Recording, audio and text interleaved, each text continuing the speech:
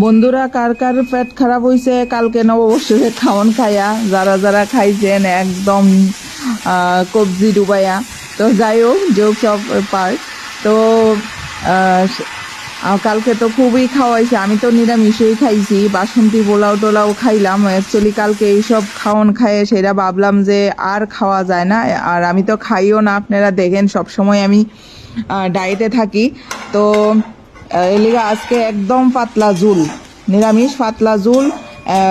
রামাইশ দিছি, বেগুন, টমেটো, তারপরে ভিন্ডি আছে, ঢেঁড়স আর কি, আরও কিটা দিলাম, পটল দিছি দিয়া, আদা সম্বাস দিয়া, পাঁচফোড়ন দিয়া, কাঁচা লঙ্কা বা ইঙ্গা দিছি, লবণ হলুদ দিয়া বালা করে এটারে কষাই লাইতাছি।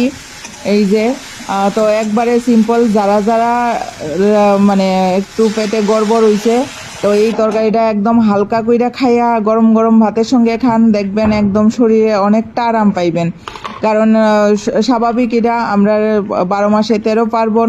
তো নববর্ষ এমন একটা জিনিস যে এখানে সবাই যার যার একদম যার যেমন খাওয়ার ইচ্ছা হয় খায়। তো আমিও বানাইছি, কালকে খাইছি, দেখছেন। তো তরকারিটা একদম রেডি হয়ে গেছে, আমি খামু ডালিয়া আর এই সব তরকারিটা দিয়া। দেখতেও তো সুন্দর না, এলো খাইতে ভালোই হয়েছে, আর পেটের লেগে খুবই ভালো।